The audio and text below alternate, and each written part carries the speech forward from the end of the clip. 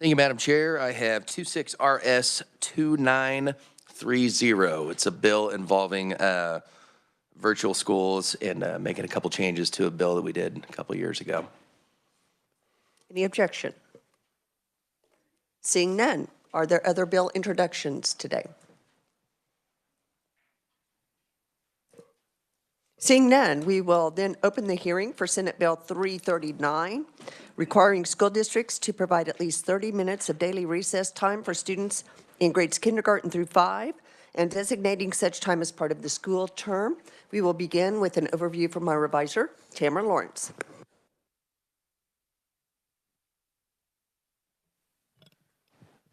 Thank you, Madam Chair, and good afternoon, committee.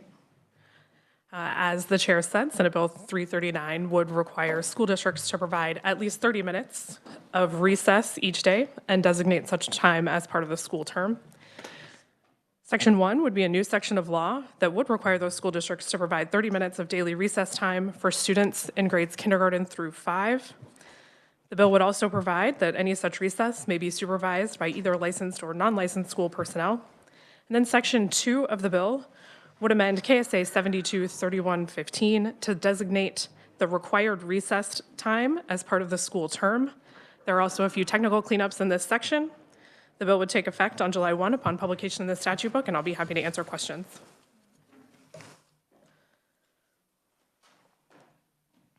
Sorry, technical difficulties. What questions do we have for the reviser? Senator Sykes. Thank you, Tamara. What is the current requirement? Is there anything in statute, or is it just through the Department of Education in there? I do not believe there is anything in statute. I will tell you, I did try to search our statute base for the term recess, but most of what came up was governing bodies recessing for various things. So it was not a helpful search. Committee, any other questions? Seeing none, thank you. We will open with proponent testimony, and we will hold questions until all proponents have testified. And committee, it's my understanding that Jessica Kilby is written only. So we will move to John Mazin. I hope I'm pronouncing that correctly. Visiting fellow from FGA Action on WebEx. John, are you there? I'm here. Thank you for having me. We can hear you. Sir, you have 2 minutes. Excellent. Thank you so much. Madam Chair, members of the committee, thank you for the opportunity to provide testimony in support of Senate Bill 339. My name is John Mazin. I'm a visiting fellow with FGA Action, a nonprofit and nonpartisan organization that seeks to enhance individuals' pathways to self-sufficiency. SB 339 is a practical, forward-thinking, and simple bill. It reflects both science and what families and educators in Kansas see every day. Children learn better when they have time to move, play, and reset. SB 339 encourages this and ensures that every Kansas elementary student receives at least 30 minutes of recess each day. It's a no-cost investment in learning, student behavior, and long-term well-being. Note, recess doesn't just mean free time. It means improved outcomes. Teachers overwhelmingly report that students return from recess more focused, less disruptive, and better prepared to learn.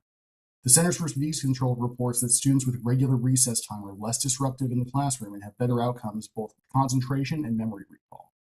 Local studies have suggested the same. When Hayesville USD 261 added short, more frequent recess periods, teachers saw improved focus and fewer behavioral issues. Teachers involved with the pilot noted that students responded positively and were more focused on the planned afternoon recess. Access to recess means improved student life, both personally and in the classroom. The benefits are clear, but at the moment, Kansas students aren't guaranteed access. Recess can account for nearly half of a child's daily physical activity. However, according to a survey of nearly 500 Kansas schools, more than 60% of elementary students in Kansas receive 20 minutes or less of recess each day. About 8% get none at all. Further, parents may assume that their child gets daily recess, but the state currently doesn't guarantee the same, as it's decided at the local levels. This is easily fixable. SB 339 is that fix. What's better, it does so with no added cost to schools. Although a student's guaranteed time may currently depend on the school and the district, the bill creates a fair, consistent, and predictable standard that ensures all students have access to this opportunity no matter where they live in the state. Realize the bill doesn't just help parents and students. It's carefully designed to work well for Kansas educators. It gives schools flexibility in how to structure recess. It counts recess as part of the school day, reducing pressure to eliminate it for academic minutes. and it encourages schools to go beyond the minimum when they can, with 60 minutes of recess as an aspirational goal. In short, it's not just a blanket mandate. It's designed to work with educators in a way that encourages development and allows for flexibility. In short, the bill is balanced. It supports student success, it empowers educators, and respects local decision-making. It brings Kansas in line with states like Arkansas, Illinois, and Washington that have already adopted similar policies. And sir, your time has expired, so if you could close, Yep. please. It affirms what many families and teachers already believe. Recess is not a luxury. It's a necessary part of a healthy, effective school day. Thank you again for your commitment to Kansas students and families and for considering this important legislation. Thank you so much for your testimony. And are you able to stay with us for questions? Yes, ma'am. Okay. Committee, we have one more proponent, Debbie Potter, District 10 member, Kansas State Board of Education. Yes, ma'am. Oh, you are, I have you as an opponent. Yes, you are as an opponent. Are you a proponent? Proponent? Okay. Are you here for Ms. Potter? Yes, okay. And you're a proponent. Okay. Is Debbie Potter online? No. Okay. I believe you're Burl New, correct? No. Burl's back there. Okay. You are able to come up. We will take your testimony. State your name, please. I'm Dr. Brenda Andreu, Brenda Scruggs Andreu. I'm from Wyandotte County, and I'm a retired psychologist, and I'm on the Board of Trustees for Kansas Community College. And I guess I can't believe that we're having this discussion about children not having recess time. It's almost like we don't remember when we were children in the K through 5th grade, and I do, and how you waited for that time when you could have fun with your friends. But in addition to that, kids get bored, restless, and are unable to pay attention in class and may become unruly, distracting others, becoming a class clown, or starting fights or falling asleep. The school's solution to this is to refer them to doctors for medication. This makes kids drug-dependent zombies, and then we wonder why we have so many people addicted to prescribed drugs and drug addicts when they are adults. Recess has physical, cognitive, social, and emotional benefits. Recess promotes physical activity, which is key to developing healthy, active brains. Regular exercises increases blood flow to the brain, stimulating the nerve cell growth in the hippocampus, the center of learning and memory, therefore increasing their ability to pay attention and learn in the classroom. Engaging in regular physical activity allows students to develop stronger bodies, maintain good health. Some key benefits include cardiovascular health, strengthening the heart, lungs, and promoting better blood circulation and reducing the risk of childhood obesity and other related conditions. Activities like running, jumping, playing sports help build muscle mass and improve bone density, setting the foundation for healthy adults. Exercise enhances balance, coordination, agility, essential for motor skills children use in everyday activities. Regular physical activities can reduce stress and anxiety. Playing and exercising allows children to release built-up energy. Physical activity triggers the release of endorphins, and it is a feel-good area of the brain. Students learn good communication skills, which is the foundation of good relationships, which includes taking turns, being assertive, apologizing, good eye contact, appropriate tone of voice, body language, listening skills, and resolving and trusting and building other relationships. And we need all that as an adult when we work on our jobs. We need to know how to negotiate with other people. And a lot of that is learned on the playground. So I hope that you will approve this bill of 30 minutes, which seems minor to me, but it is at least better than it was. Thank you. Thank you, ma'am. And ma'am, if you could make sure that the committee assistant, Cindy Rexer, gets your testimony, we'd appreciate it. She's right here. Yes. Okay, committee, that concludes our oral proponent testimony. What questions do we have for the proponents?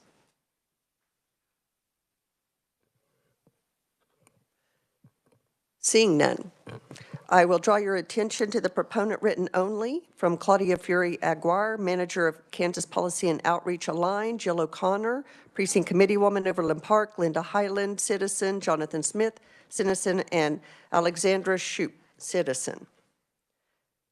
We do not have any neutral, so we will move to opponent testimony, and we will begin with Burl New, the legislative liaison for the Kansas State Board of Education. And I thought maybe you were here in place of Board Member Potter, so my apologies. Not a problem. Welcome Thank to you. committee. Thank you, Madam Chair. Thank you, committee. So I am representing the Kansas State Board of Education stance on this bill. As we all know, structured and unstructured play are both very important for the development of healthy bodies, healthy brains, and appropriate social skills in all Kansas students. And equally, if not more important, is adequate time to address a full scope and sequence of all curricular needs in a typical Kansas classroom. And for this reason, the Kansas State Board of Education supports every school district maintaining the ability to measure, schedule, and balance playtime and work time. And as you've seen in the written testimony that was presented to you today from the Kansas State Board of Education, we strongly recommend that the local school district maintain the power and the right to determine the amount of playtime that can be allotted within a typical school day for their students. We know that differences exist between larger urban districts, small rural school districts, medium-sized school districts, and a host of other educational service sites. Yet we all share the same goal of providing our students with a happy, healthy, and productive school day so that they can grow up to become well-rounded citizens, equipped in every way to contribute to the success of our state. So please honor our recommendation as you leave intact the original language in both Section 1 and Section 2 of Senate Bill 339 prior to any revisions. And I am aware that this bill carries an element of history with it, so should you have questions that I'm not able to answer due to my recency on the board, Dr. Frank Harwood is here, and he will be very happy to stand for any questions that you may have. And thank you again for considering our recommendation. Thank you so much for being here. Next, Leah Fleiter, Assistant Executive Director of Advocacy, Kansas Association of School Boards. You're a regular. Welcome back. I am. Thank you, Madam Chair. Glad to be here again. I would like to sort of apologize for the very brief testimony that I submitted in writing. I was turning it around so quickly that I just put a couple of sentences in there that we oppose due to our legislative policy on local control. So if you'll indulge me, Madam Chair, I'll expand on that a little bit. This does conflict with our devotion to local control over school curricula and programs.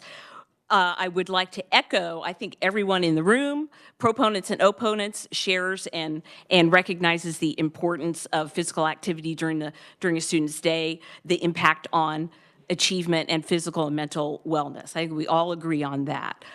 Our stance is that the State Board of Ed, as Dr. New just noted, has the authority over the instructional time, the instructional minutes of the day. And we would note that KSDE does already have guidance for districts on that. And so we certainly appreciate the importance of the issue, but we feel that it is something that is best left to local school boards and not a statewide legislative mandate. Thank you. Thank you. Our final oral opponent is Jim Carlskent, United School Administrator. Mr. Hinn, or Jerry Hinn, I apologize. No, that's Welcome back. Jim would love to be here, but he's up in another committee. So I thank you for recognizing me. I appreciate that. I'm Jerry Hinn, Associate Executive Director at USA Kansas, and I would like to thank Senator for allowing me to come and talk, and the rest of the committee. I appreciate that very much. I will make this short as well. We also understand how important it is for students to get exercise during the day. We are not against that at all. We want them out there playing as hard as they can, because we know once they come back in, they're going to be ready to study and ready to work hard. We want that. We do also believe that school districts are best to make this decision, that they're best in the right spots to make these decisions as to how long they have recess. It's important for them to have that decision-making. One size does not fit all. You've heard that in the before already.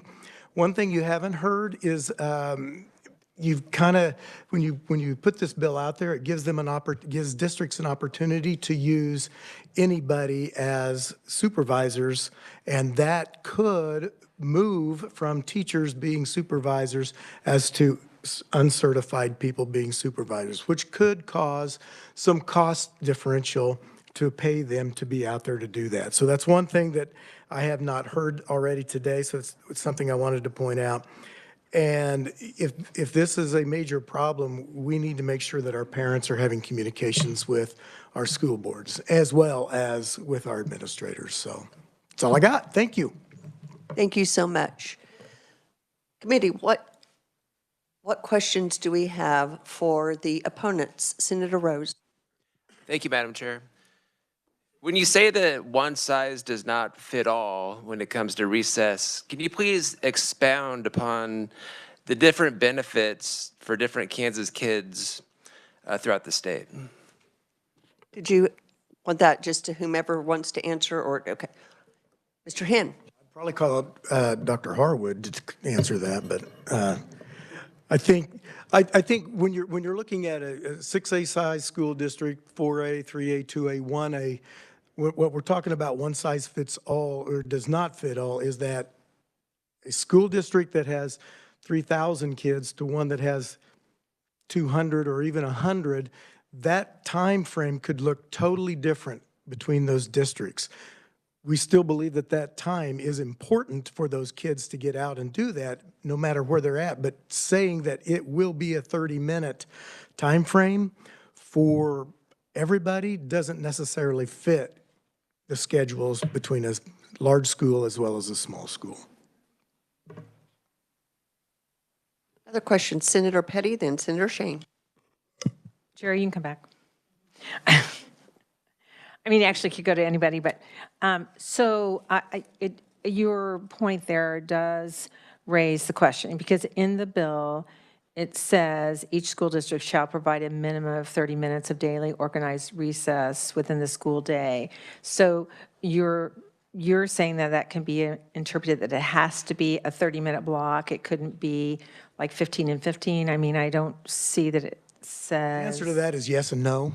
I mean, I think it could be construed as a 30-minute time frame, but also in that bill, it says something along as 60 minutes is included in there as well, and that's recommended. It's not that you shall. It was just like a recommendation. Right. So I was going to move on to that point. Notwithstanding such minimum daily requirements, the school district should provide at least 60 minutes of such recess. So I mean. I was in the classroom. I actually had the conversation with my colleague, because when I was teaching fourth grade, I had this very thing about the necessity of my students having a break in the morning and in the afternoon. But when it gets to this, should provide at least 60 minutes of such recess, I'm as a policymaker, I'm having a hard time understanding what that means. So as a former administrator, you tell me what you think it means. My interpretation of that, and this is strictly mine, this isn't coming from USA, this is my history as an administrator. The more time that we give kids the opportunity to burn off some steam, the better for them in the long run. Trying to do 60 minutes could get very challenging, not only from teacher standpoint, but also from a parent standpoint, wanting their children in some instructional time. So 60 minutes, it seems that's a whole hour of their day, and kids are already there for 6 hours a day. 5 hours of that is instructional. You look at lunch and periods in between, you start cutting down time an awful lot. 30 minutes, in my estimation, would be the minimum amount of time that we would give kids, or maybe even the maximum. It just depends on the school district. Can I do a follow-up there, Madam Chair? Quickly, we have three other. Sorry. Okay, a follow-up on that. So I talked to one of my superintendents, and he was saying also the fact that this would now be counted as part of the instructional day, and that, in fact, that could really, which is to your point, lessen the number of, and then, of course, the bill includes the hours, but lessen the number of hours you're actually in school. So. It actually could do that, but I would also point out that if it does become instructional part of the day, then physical education could also count as that 30 minutes. Senator Shane. Thank you, Madam Chair. Ms. New, a question for you.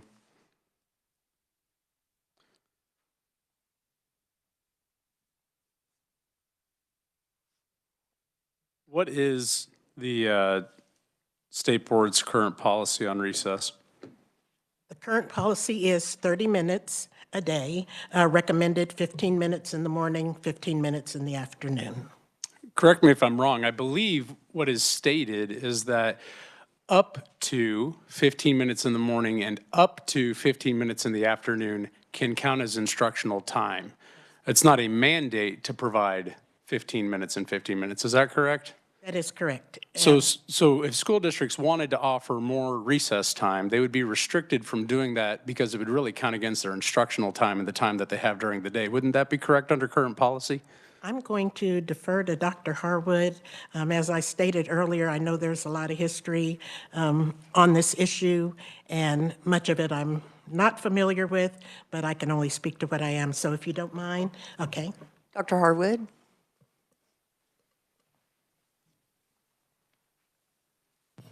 So that is correct. If the recess is longer than 15 minutes or you have more than the 30-minute total between them, it wouldn't count towards the school term. If that time's counted towards the school term, you would shorten the instructional time in the school term. So really, if we look at current policy compared to what this bill is proposing, in a way, I would argue this almost gives more local control. Would that not be the case? To dictate what happens during the instructional day? So I don't, so actually, when you look at what counts towards the instructional day, it says only the required amount counts towards the instructional day, which is still the same 30 minutes. It might have something to do with, you can break it up into 3 10-minute sections or something like that. I think the other issue where it takes away quite a bit of local control is having it K-5. I think there are a lot of districts that reduce the time as they move towards middle school, especially when some 5th grades are in middle school already. So I think that's, when you talk about how it's different among different students, less so about where you live, but more about how old you are. Yeah, I think that most of the opponents have actually highlighted a lot of the reasons why recess is extremely important and why there should be minimums put on this across the state. I think this conversation wouldn't be happening if our kids were being provided enough recess time in most instances. And a question, if I may, Ms. Revisor Lawrence, in the bill draft, would it be only the 30 minutes according to the language in the bill that would be counted towards instructional time, or would it be any organized recess time? Revisor Lawrence. Thank you, Madam Chair. It says on page 3, starting in line 23, the time required for organized recess pursuant to section 1. And when I read section 1, it says shall being the requirement there, shall provide a minimum of 30 minutes. Okay. Thank you for clarifying that. That might be something that we address as a committee if we work this bill. Thank you, Madam Chair. Senator Starnes. Thank you, Madam Chair. And one thing, just a comment. I would hope that to this recess time wouldn't be used for discipline. I've, as a former administrator, have seen that happen, and hopefully that would not be a case.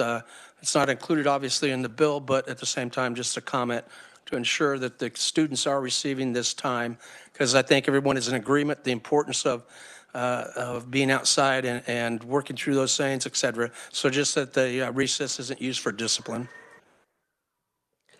Okay, we have Senator Hill, Argabright, then Gossage, then we will need to move on. So Senator Hill. Thank you, Madam Chair. Question for Mr. Hen, please. Thank you for your presentation. Working with superintendents, and you make some comments about variability based on size of school. And do you have some numbers about that? I mean, do 6A schools, for instance, only have 15 minutes of recess a day, and 3A schools have? I mean, I assume you base that off of something that the difference in the size changes the amount of exercise and free time that students have. I do not have any numbers from that. I do meet with superintendents weekly, a group of mine that we started back during COVID time just to meet, and they made comment on this bill as well about the 30 minutes. Their comments ranged from let's keep this in-house to does PE count as a part of it. But most of those sizes of those school districts are anywhere from about 4A to 1A.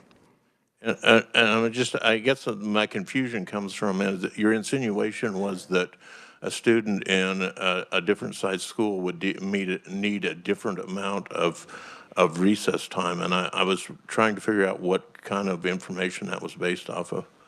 That was not what I was insinuating, so I apologize if that's the way you took that. Okay. Yeah. Because I want to make the statement that I think it's very important that kids of all sizes of school get at it, and I think the research definitely shows that. There doesn't have anything to do with the size of the school. It has to do with what children need in their lives. So thank you for your testimony. Sure. Senator Argabright. Thank you, Madam Chair. Dr. Harwood, please. As you're walking up there, are schools still logging their instructional time that is audited? Yes. Okay. Is there time that exceeds maybe the 15 minutes that is not counted on the log that centers around lunchtime, before or after? Is there challenges there? So up until this year, the rule was that the recess could not be connected to lunch, with the idea being that we didn't want somebody saying, well, you've got 25 minutes for lunch and recess together.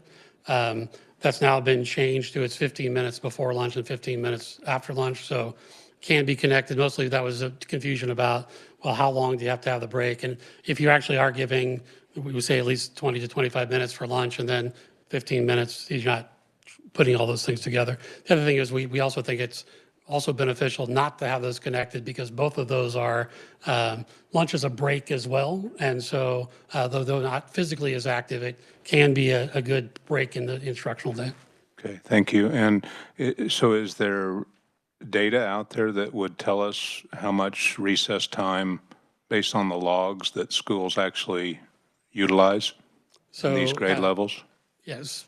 I mean, so we've not compiled anything specifically about that, but each school turns in their calendar and their daily schedule so that we can look at how did you schedule the time so that it can add up to the 1,116 hours in the year at a minimum. So it would be possible to probably pull some data just to see where we're at? Yeah, we get a building schedule for every building. Thank you, Madam Chair. Senator Gossage. Senator Argabright took my last question, so that's great. Dr. Harwood, if you could stay up here, please. Thank you. So you could get us the information, because it begs the question to me as a former classroom teacher, I don't know how much time are the schools giving the kids now? If we're mandating this, how much time are they giving the kids now? So if you could get that data to us, that would be extremely helpful. We can put it together. how it's stored is going to determine how quickly we can get it together, but we'll start looking into it, yes. Okay, great, thank you. And then, Madam Chair, my second question would be for for Tamara, in that I'm just not understanding the new section 1. The 30 minutes makes sense, but I don't understand, notwithstanding such a minimum daily requirement, school districts should provide at least 60 minutes of such recess. That seems contradictory. Supervisor Lawrence. My understanding of new section 1 is that it would require a minimum of 30 minutes, but the second sentence, the notwithstanding, is more of an encouragement of 60 minutes. All right, thank you, and thank you, Madam Chair.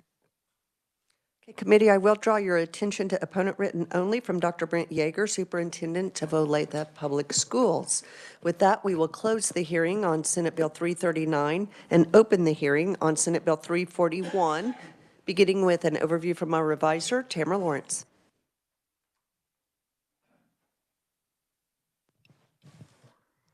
Thank you, Madam Chair.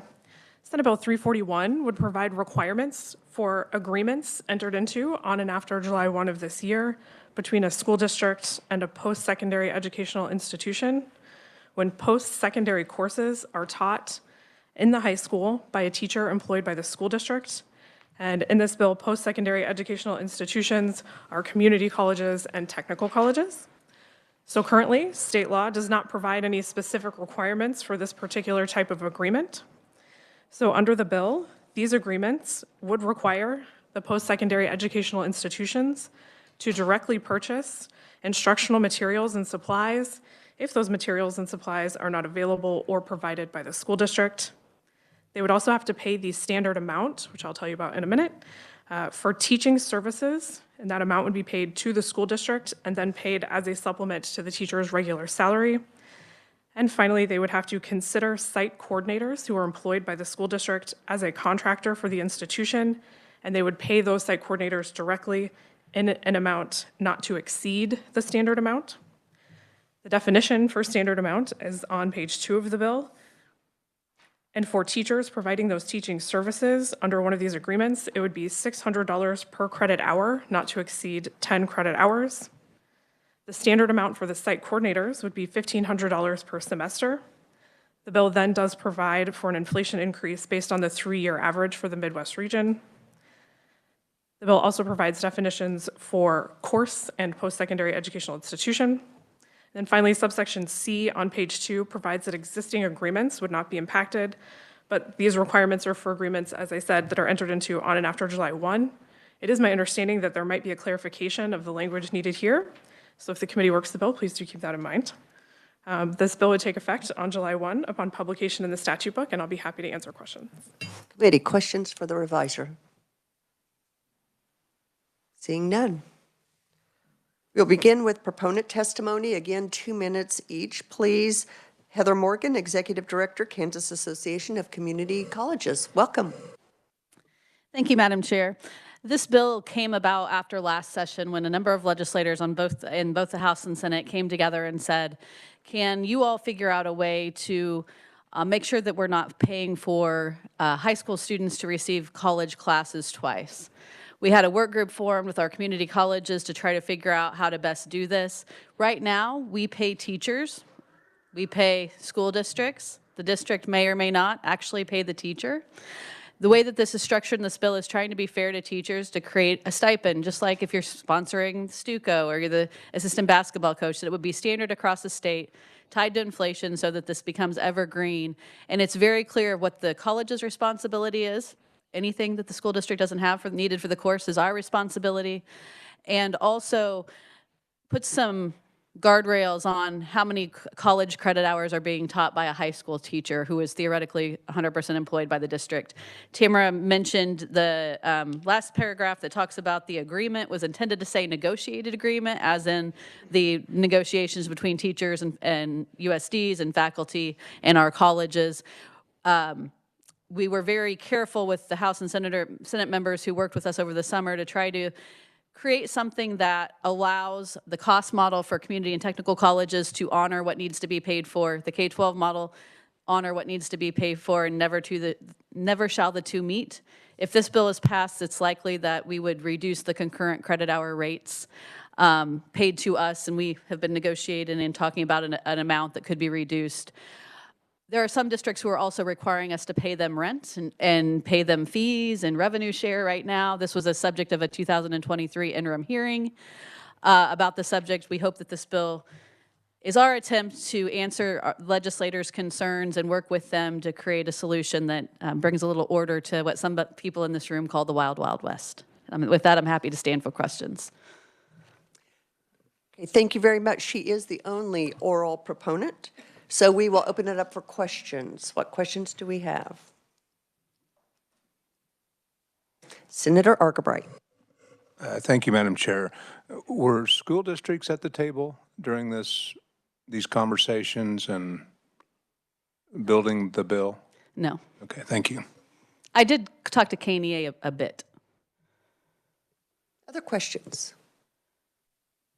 Seeing none. Thank you for being here. I will draw your attention to proponent written only, again, from Claudia Fury-Aguirre, Manager of Kansas Policy and Outreach from Aligned. We will then go to neutral testimony, Blake Flanders, President and CEO from the Kansas Board of Regents. Welcome. Thank you, Chair Erickson, members of the committee. We're neutral on this bill. We see a lot of good things in the bill, but we're not exactly sure of, are there any unintended consequences that we haven't talked to school districts about, and there may not be. We're just not certain at this time, so we're neutral. I'm not going to read my testimony because I'm just going to cut to the chase. There's incredible incentives to deliver to high school students, college classes to high school students. And what we've seen, and I can leave this behind, is we've seen essentially a doubling of enrollment of high school students in our post-secondary institutions. I'm not saying this is a bad thing. In the last 10 years, community colleges used to deliver about 11%.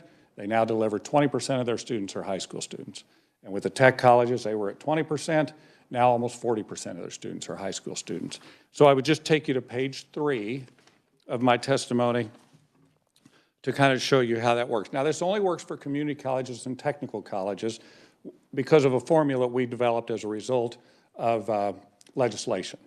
And it's the reimbursement formula. But if in Kansas, if you're a high school student, there's base funding of about $56.15. If there's career and technical education delivered by the college to the high school, you cannot charge tuition. That's the Excel in Career Technical Education program, as many of you know about. And the high school is still funded, but the college is also funded. So for the same student, we get college funding, we get high school funding. The same thing is, and the tuition is also funded in the formula because the college cannot charge tuition. So then if it's an academic course, and we call that a non-tiered course, if it's an academic course like English Comp 1 or college algebra, many of those courses are delivered in the high school. The high school still gets funding for that student, and the college also gets funding for that student. And generally, the college also gets tuition for that student. So as you can see, then I think as Ms. Morgan has talked about I'll just call it the Wild Wild West, the negotiated agreements have been, well, you're coming into my building, you don't have any cost for facilities. I want to charge you facility rent because you're getting funding for a student that you don't have to pay as much for. You don't have to pay for the instructor. Your time has expired. Can you, do you have any final? And but many of these things wouldn't change the current practice. That's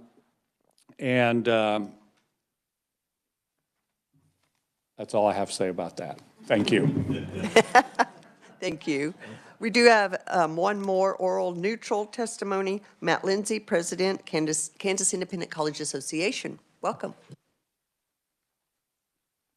Thank you, Madam Chair. Matt Lindsay, President, Kansas Independent Colleges. I speak on behalf of the 21 accredited undergraduate granting nonprofit colleges in the state.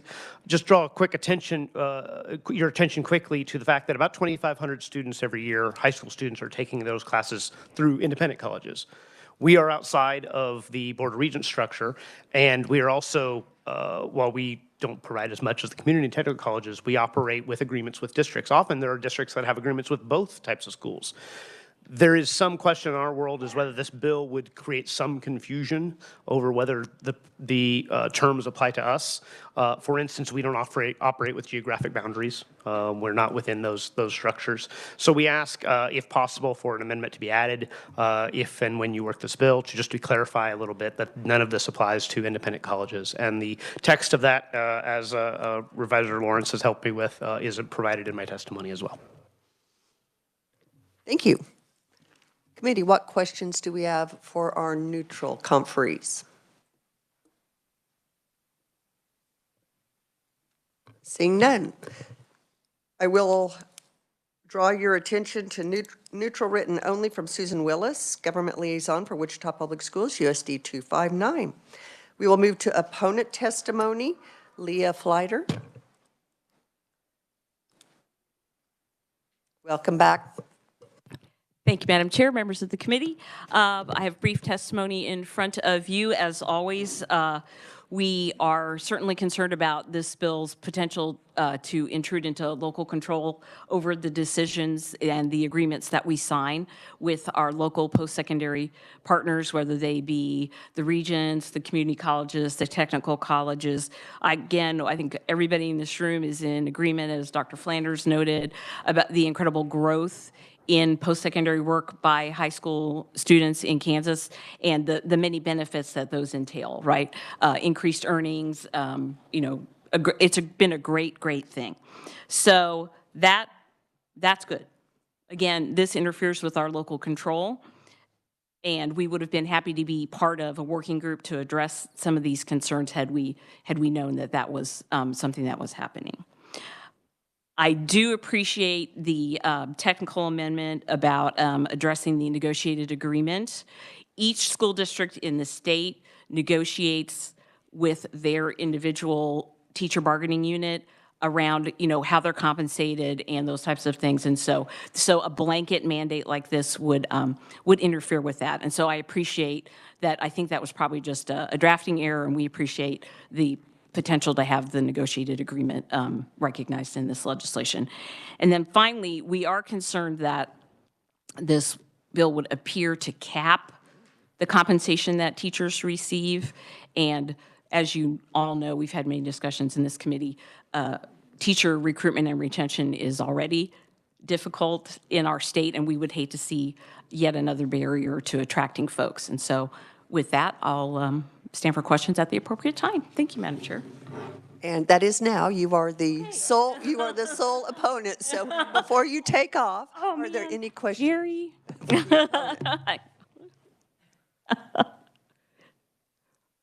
Seeing none. Right, thank you, Madam Group. Thank you. Thank you very much. We do not have any written opponent testimony, so with that, we will close the hearing on Senate Bill 341. Committee. Oh, I believe, do you have a bill introduction, Senator Thomas? I do, actually. Okay. We will go ahead and entertain bill introductions since we do have a little time. Senator Thomas. I love to entertain, so why not? I have 26 RS 3021. This is also known as Aaron's Law. Are there objections? Seeing none. With that, committee, we have no other business before us today. Oh, Senator Starnes. I'm behind. I'm sorry. I apologize, Madam Chair. Just some comments. I know when I was superintendent, we offered the dual credit courses and the importance of a couple things. One, want to help the teachers as much as possible to increase salaries and the importance of that and opportunities. So what we did is we paid a third of the stipend that came back from those community colleges to the teacher. A third of it went to their department, so others in their department could also be able to receive funding to buy equipment and other things. And then a third went to the rest of the teaching community so that those that didn't able to be offering and be compensated for these dual credit courses would have an opportunity to receive some of that funding that others were getting advantage of. So just some thoughts and ideas, but practicality. So anyway, thank you. Thank you. Any other comments before we adjourn? I'd just like to say, everybody, please stay safe out there this weekend. And with that, we are adjourned.